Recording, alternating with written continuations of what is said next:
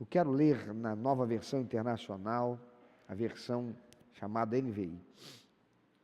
O texto de Gênesis, capítulo 30, versículos 10 a 17. Convido você a acompanhar a leitura comigo, estará sendo colocada no telão, versículos 14 a 17.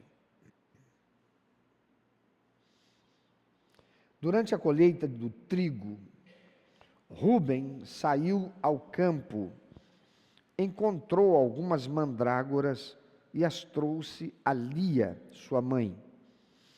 Então Raquel disse a Lia: dê-me algumas mandrágoras do seu filho. Mas ela respondeu: não lhe foi suficiente tomar de mim o marido? Vai tomar também as mandrágoras que o meu filho trouxe? Então disse Raquel: Jacó se deitará com você esta noite, em troca das mandrágoras trazidas pelo seu filho. Quando Jacó chegou do campo naquela tarde, Lia saiu ao seu encontro e lhe disse: hoje você me possuirá, pois eu comprei esse direito com as mandrágoras do meu filho. E naquela noite ele se deitou com ela. Deus ouviu Lia, e ela engravidou e deu a Jacó o 5º filho.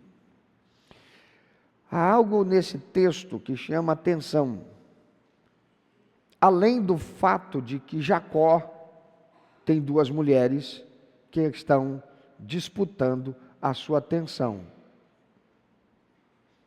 Vamos falar um pouquinho a respeito de Jacó, para então chegarmos na questão que eu quero chamar a sua atenção, que salta aos olhos nesse texto, que nos provoca a reflexão, para que você possa entender o que é que o Senhor tem nesse texto, que com princípios e valores quer nos levar, nos conduzir a uma tomada de posição que há de nos fazer abençoados, prósperos, como Ele espera que nós nos tornemos.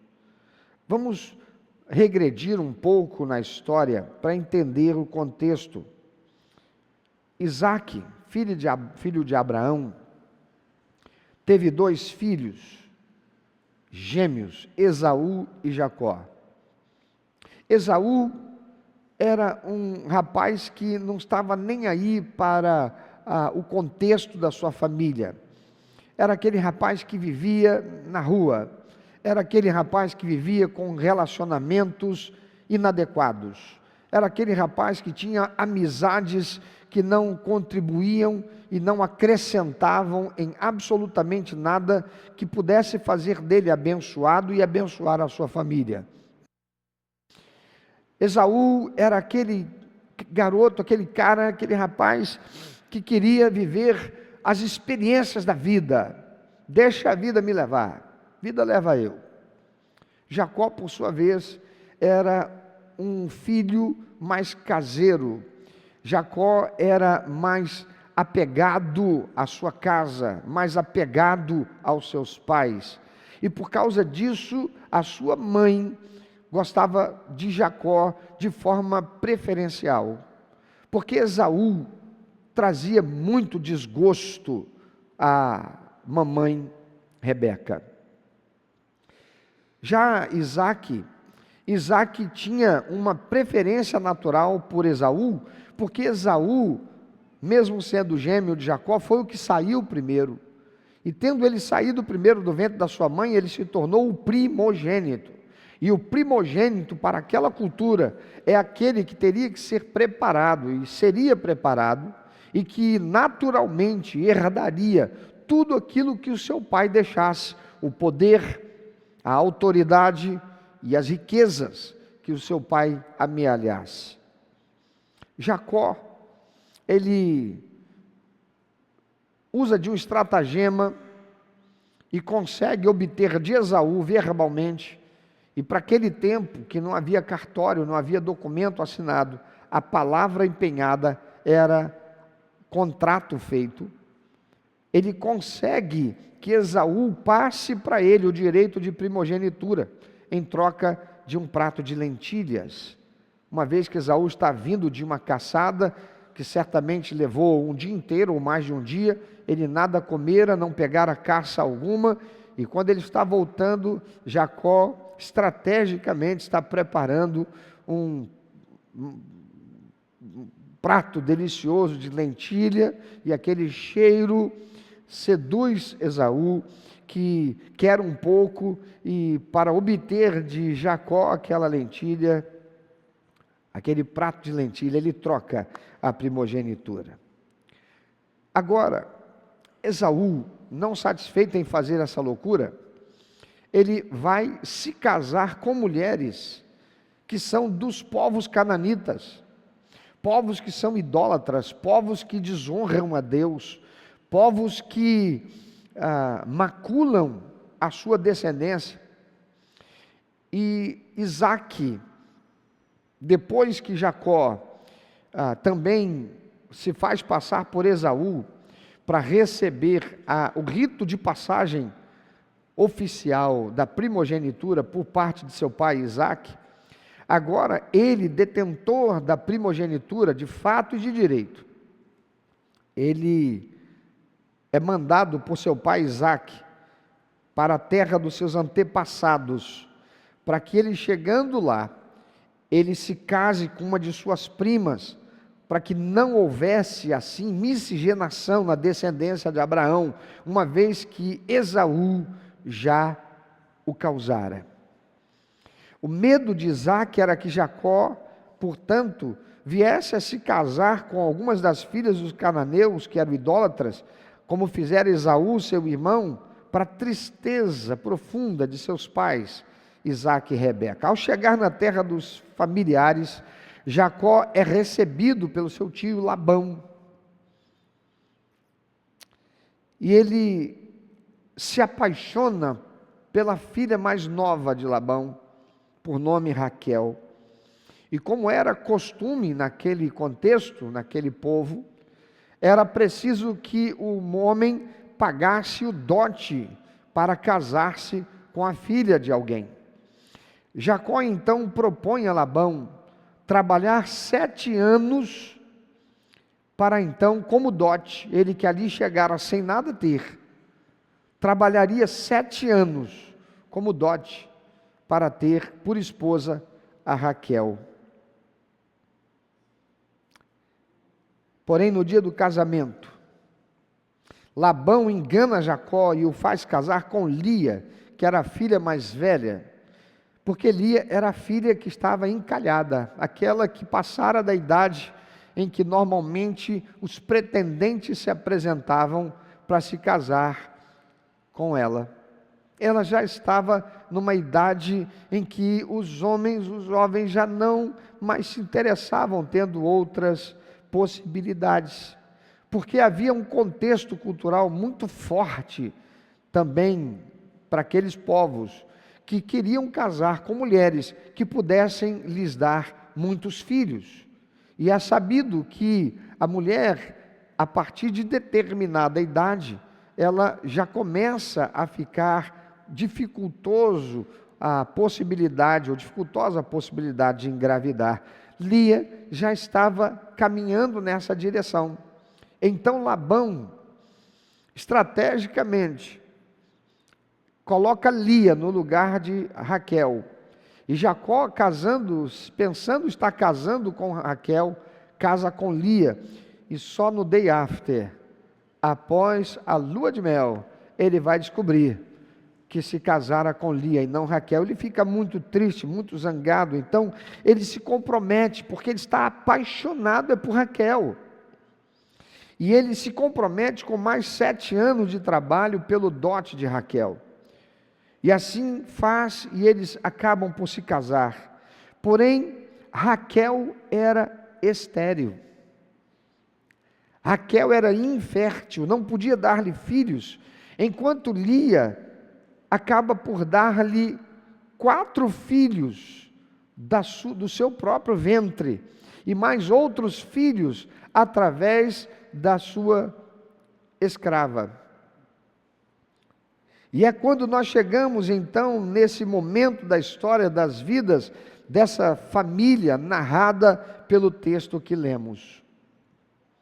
Num tempo triste, não aprovado por Deus, havia costumes estabelecidos pela cultura dos homens como essa, em que era aceito, como ainda hoje, para alguns povos africanos, alguns povos do Oriente, que um homem tenha mais de uma esposa. Isso não é uma realidade para nós, o nosso contexto social brasileiro, embora haja uma crescente e expressiva intenção imoral de se construir esse tipo de realidade como aceito em nossa sociedade. Jacó, portanto, se casa com as duas, com Lia e Raquel, sua irmã. Raquel não podia dar filhos a Jacó, e ainda que fosse a amada de Jacó, Raquel vivia sob intensa tristeza e frustração, porque naquela cultura, uma mulher infértil era considerada como tendo sido amaldiçoada. Por isso não podia gerar filhos. Lia já tinha dado 4 filhos, e embora fosse muito bem tratada, ela sabia que não era aquela que enchia o coração de Jacó de amor, mas era sua irmã Raquel, que era estéril, e se afundava na tristeza por não conseguir mais engravidar. Lia agora, já com uma idade mais avançada, também não pode mais engravidar. O tempo está passando e Lia continua não mais conseguindo dar filhos a Jacó, embora já tendo lhe dado 4 filhos de seu próprio ventre. Outros de sua escrava, mas para ela não era a mesma coisa, ela ainda não estava satisfeita, porque naquele contexto, uma mulher, ela dava muitos filhos. Eu venho de uma família paterna, meu pai foi um dos 11 filhos do meu avô. Você pode imaginar o que é ter uma família com 11 crianças dentro de casa. Na verdade, você não tem 11 crianças, né? Você tem adolescente, pré-adolescente, junior, criança do ensino fundamental 1, no ensino fundamental 2, né? Do pré e o bebezinho de colo. Foram 11 filhos. Na minha época de criança era uma festa, porque época de férias juntava todo mundo na casa do meu avô, e você não tem noção de como a brigaiada se dava. Mas quando acabava e todo mundo ia embora, cada um para suas casas, a gente ficava chorando de saudade, porque era gostoso demais aquele negócio. Fato é que Lia está extremamente triste, ela não pode mais dar filhos, por mais que ela esteja tentando, ela não consegue mais dar filhos. E Raquel, profundamente triste, frustrada, sua irmã já dera 4 filhos ao seu marido, que a ama profundamente, ela sabe disso, o que faz com que ela ainda sinta a maior tristeza. Dar um filho homem para o marido naquele tempo era algo extremamente importante, porque filhos homens representava a continuidade da linhagem familiar, e um homem que tivesse muitos filhos era homem considerado afortunado, e de fato se tornava afortunado, porque os filhos se tornavam também a força de trabalho da família. No Oriente Médio e crescente fértil, havia uma lenda, uma crendice, um misticismo em torno de uma planta chamada mandrágora. E aqui está o elemento que eu quero chamar a sua atenção do texto.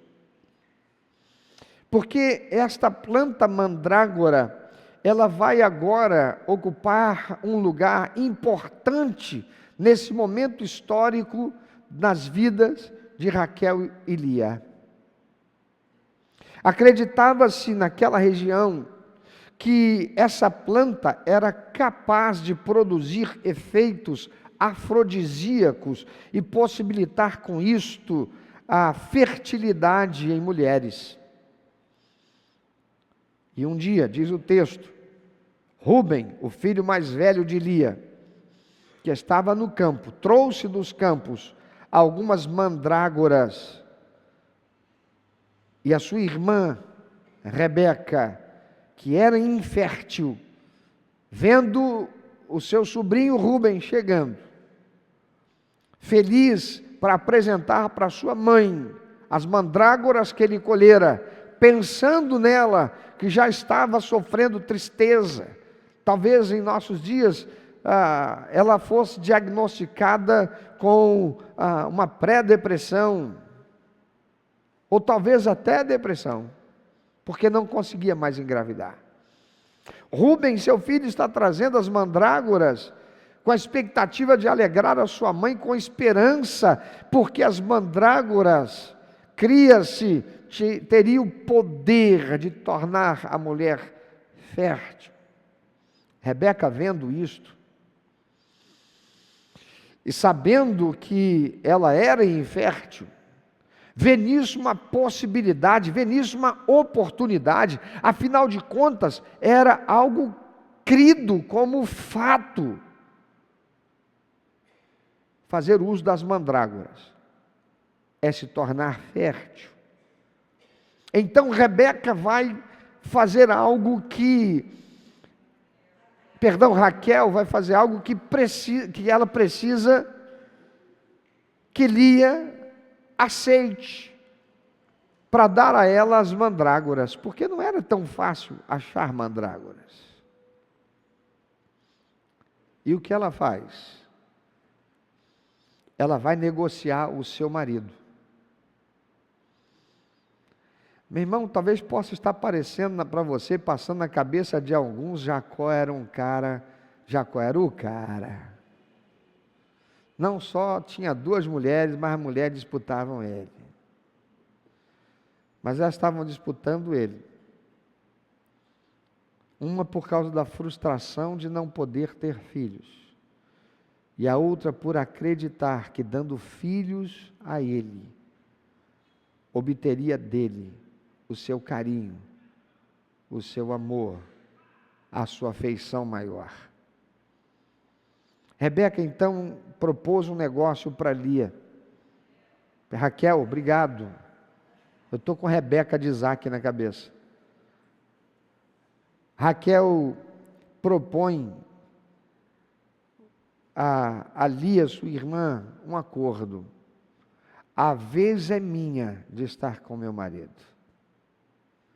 Mas eu abro mão da minha vez de estar com meu marido, em troca das mandrágoras que você tem.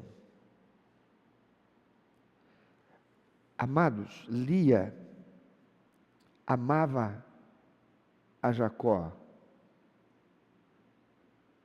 Porque Lia, embora a oportunidade da possibilidade de engravidar novamente, ela negocia com a sua irmã Raquel e aceita a proposta, para que o seu marido possa estar com ela e eles possam ter a intimidade de casal, que poderia talvez possibilitar a ela ainda engravidar, mas a possibilidade era remota, ela sabia disso, e apesar disso, ela abre mão das mandrágoras para estar com seu marido.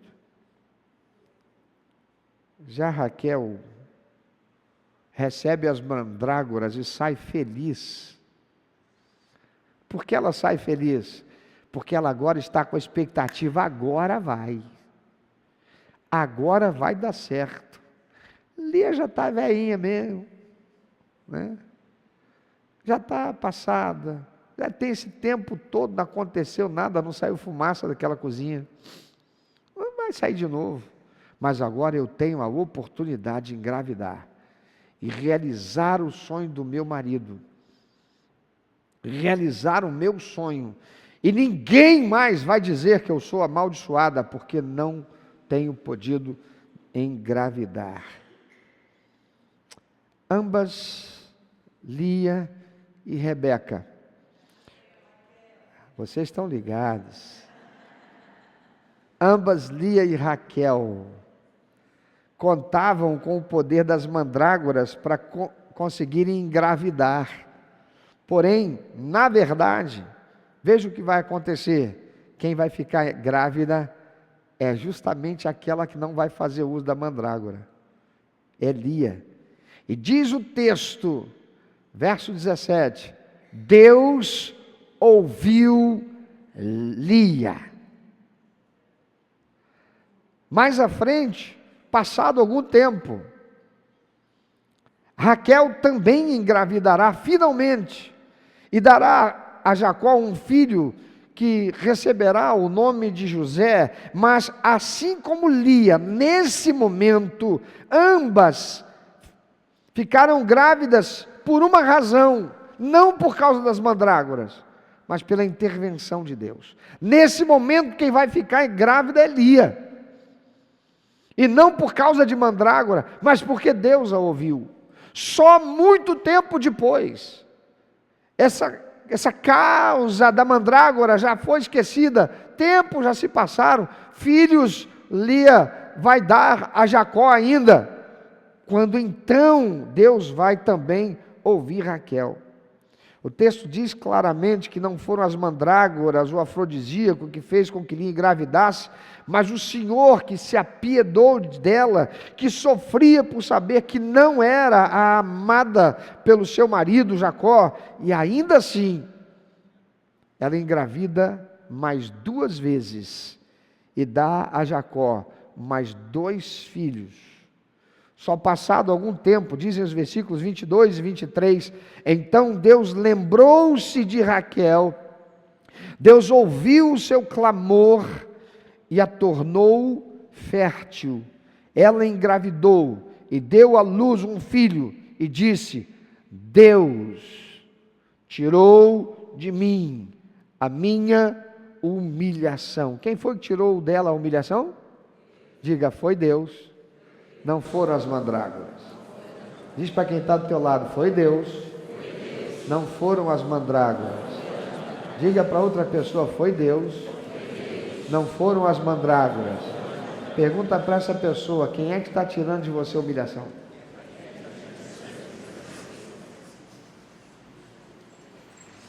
A questão que eu quero te chamar a atenção, querido, é que Lia e Raquel apelaram para a crendice, para o misticismo, para a simpatia, para um subterfúgio, para obter aquilo que somente Deus poderia dar.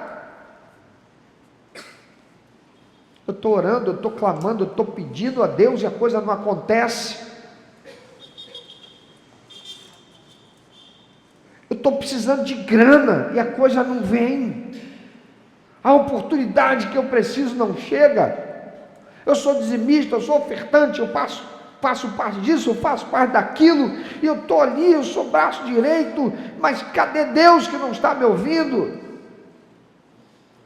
A palavra de Deus diz que há um tempo certo e determinado por Deus para todas as coisas. Olha para quem está do teu lado, pergunta para ele ou para ela, você sabe esperar? Saber esperar é resposta para muito problema. Cada um de nós devemos identificar as nossas mandrágoras e jogá-las fora. Quando confiamos mais nelas, deixamos de confiar em Deus. Quando confiamos nelas, deixamos de confiar em Deus. Quando não confiamos em Deus, não o procuramos mais.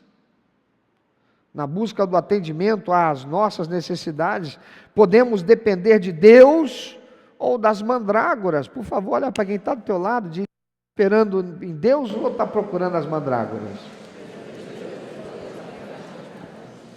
Elas estão sempre ao nosso alcance. As mandrágoras bonitas, cheirosas, baratas, são sedutoras. Mandrágoras são pedidos que nós não devemos fazer. eu vou pedir licença a Flávia, minha esposa. Flávia é psicoterapeuta. E ela tem um Instagram em que ela posta mensagens com a intenção de abençoar vidas e também projetar o trabalho dela como psicoterapeuta. A Flávia tem algumas dezenas de milhares de seguidores no seu Instagram. Há certas coisas que Flávia gostaria de ter, certas coisas que Flávia gostaria de fazer. Eu tenho certeza de que, e algumas eu sei, que algumas expectativas e aspirações que Flávia tem, todas elas demandam recurso financeiro para isso. Aí surgiu uma mandrágora. Entraram em contato com Flávia e disseram: nós temos uma proposta para você ganhar, e é uma quantia, irmãos, significativa. Algo para você pegar e fazer assim, hein? Porque são algumas dezenas de milhares de seguidores que ela tem no seu Instagram. Ela fala para um público seletivo.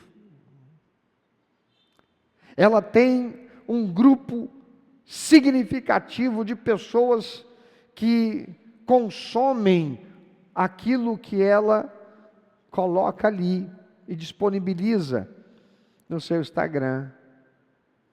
E aí uma empresa de apostas, de jogos, como essas que você vê fazendo propaganda na televisão, fazendo propaganda nos canais de YouTube, fez a ela uma proposta indecente, indecorosa. A gente pode te dar X. Tudo que você precisa fazer é alguns stories, colocar uns posts, estimulando as pessoas a apostarem o dinheiro suado do seu trabalho, para que nós arranquemos deles o que eles têm, através de um jogo de azar. Mandrágora, cheirosa, apetitosa,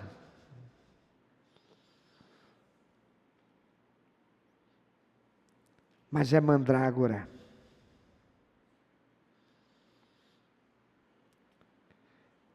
Na busca de atendimento às nossas necessidades, amados, nós podemos depender de Deus ou das mandrágoras. Qual a resposta você acha que ela deu? Primeiro ela deu a resposta, depois ela veio falar comigo. Amor, o diabo é muito sujo, né? Falei, novidade. Mas perguntei, mas qual é a nova? Olha o que ele fez. Apresentou isso daqui. Olha, aquilo que apresenta como oportunidade. E eu disse, não. Na busca do atendimento às nossas necessidades, e eu estou falando de necessidade. Porque para Lia era uma necessidade. Ela já tinha 4 filhos que ela dera a Jacó, mas ainda assim não satisfizeram a necessidade dela, e a necessidade dela era ser amada pelo seu esposo, e ela sabia que o seu coração era voltado para Raquel. Raquel tinha uma necessidade de deixar aquela condição de ser reconhecida como a amaldiçoada, dando um filhinho que fosse ao seu esposo Jacó, a quem ela amava e de quem ela era tão amada. Na busca do atendimento às nossas necessidades, nós podemos depender de Deus ou das mandrágoras, sempre ao nosso alcance, bonitas, cheirosas, baratas, sedutoras, apetitosas, Mandrágoras são pedidos que nós não devemos fazer. Você pode repetir isso? Mandrágoras são pedidos que não devemos fazer a Deus. Tem muita gente fazendo pedido a Deus de mandrágora. Lia e Raquel pediam filhos, mas pediam filhos para quê? Para competir uma com a outra. Raquel queria filhos porque sua irmã já dera 4 a Jacó. Lia queria mais filho porque Raquel era aquela do amor do seu marido. Nós somos Lia e Raquel quando fazemos pedidos egoístas, motivados por necessidades impostas pelo nosso estilo de vida. Tiago capítulo 4, versículos de 1 a 3 diz: de onde vêm as guerras e contendas que há entre vocês? Não vêm das paixões que guerreiam dentro de vocês? Vocês cobiçam coisas e não as têm, matam e invejam, mas não conseguem obter o que desejam. Vocês vivem a lutar e a fazer guerras, não têm porque não pedem, e quando pedem, não recebem, pois pedem por motivos errados, para gastar em seus prazeres. Pedir que nossas reais carências sejam atendidas é oração legítima, mas pedir riqueza é desejar mandrágoras. Mandrágoras são superstições que substituem a confiança em Deus como exercício de fé. Lia e Raquel ficaram encantadas diante das mandrágoras que Rúben trouxe do campo. O que? Ele encontrou mandrágoras? Somos Lia e Raquel quando compramos as superstições disponíveis no mercado. Ore no monte que Deus abençoa. Não basta ser na igreja, tem que ser no monte, e tem que ser lá naquele monte, onde fulano diz que quando ele foi, ele viu o mato pegar fogo, ele viu o bicho reluzir, ele viu um anjo. Não, ore no monte que Deus abençoa. Põe um copo de água sobre a TV, ore e veja o que vai acontecer quando o homem de Deus fizer aquela oração forte e você beber daquela água.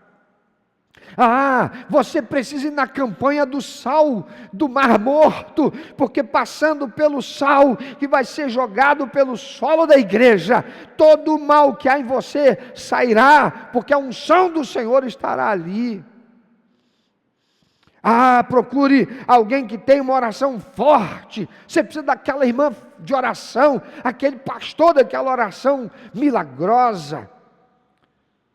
Dê o seu dinheiro para Deus, dê tudo o que você puder, porque Ele será obrigado a te fazer prosperar muito mais. Ele vai te dar aquilo que você tanto quer. Mandrágoras são coisas ou pessoas que colocamos no lugar de Deus. O ídolo de Lia e Raquel era Jacó. Elas diziam: dá-nos um filho, senão morreremos. Somos Lia e somos Raquel quando achamos que a nossa felicidade é uma pessoa ou uma coisa, ou depende de uma pessoa, ou depende de uma coisa, seja o desempenho do conhecimento ou do poder, seja a utilidade ou o brilho do dinheiro, seja a alegria de uma amizade ou de um relacionamento. Quem é a sua mandrágora?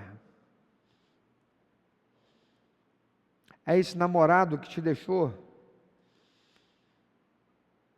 É esse noivo que depois de anos de relacionamento encerrou o relacionamento? E você não consegue se ver feliz se não for através da mandrágora? Quem é a mandrágora? O que é a mandrágora na sua vida? Precisamos pedir sabedoria a Deus para ver quais são as nossas mandrágoras. Precisamos pedir coragem a Deus para nos livrarmos das nossas mandrágoras. Você está depositando a sua esperança em alguma mandrágora, a razão da sua alegria em alguma mandrágora. O desejo de prosperar em alguma mandrágora. Você está se valendo de alguma mandrágora para ganhar dinheiro, para conquistar a posição que você sonha, para chegar onde você gostaria. Em que você está depositando a tua fé? Em Deus, na graça e no poder do Deus que ouviu Lia. E naquele momento, Raquel estava depositando a sua esperança na mandrágora.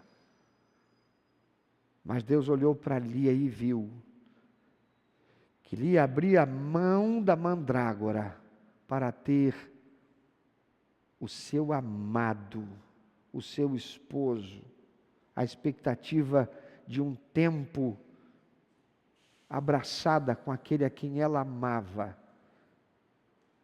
que era seu esposo, sua família. E diz a palavra do Senhor: o Senhor ouviu a Lia. Deus vai ouvir você quando você colocar nele a tua esperança, a tua confiança, a tua segurança, quando você colocar nele a tua fé. A palavra de Deus diz: sem fé é impossível agradar a Deus, mas os que crerem verão a glória de Deus. Tem mandrágora na sua vida? Pensa um pouquinho sobre isso. Essa noite é a oportunidade de você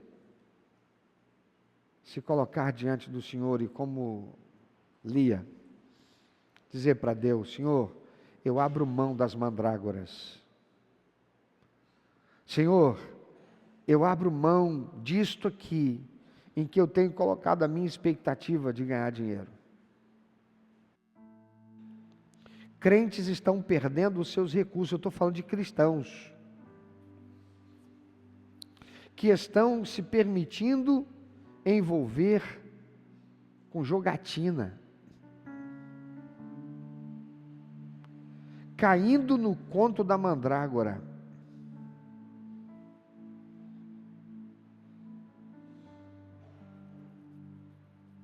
E que outro artifício Satanás está usando como mandrágora? Para aprisionar você, para impedir você de ser abençoado por Deus. Porque Deus não abençoa quem tem mandrágora. Quem coloca a sua fé, a sua esperança, a sua expectativa no poder da mandrágora, de um misticismo, de uma simpatia, está tirando de Deus a glória que é dele. E ele diz na sua palavra: a minha glória eu não divido com ninguém.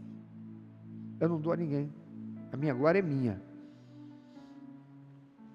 Raquel ficou com a mandrágora, mas não engravidou.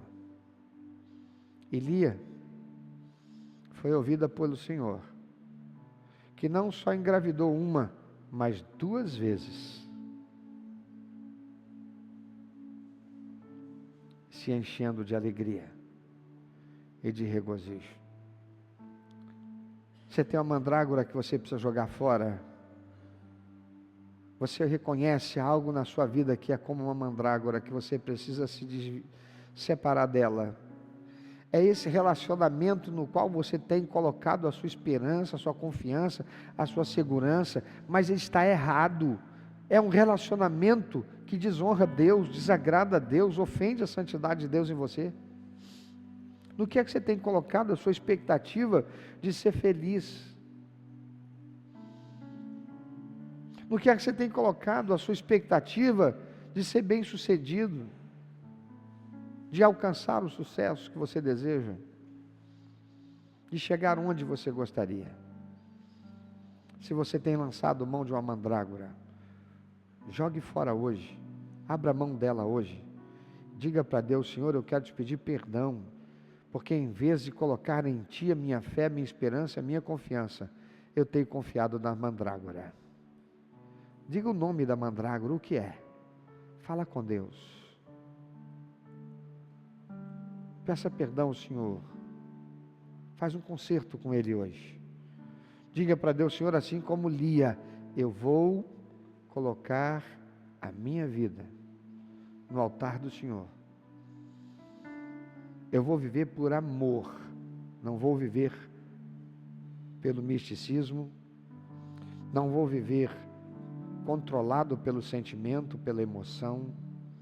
Eu vou viver e buscar viver dirigido, guiado e controlado pelo Senhor e pelo teu poder.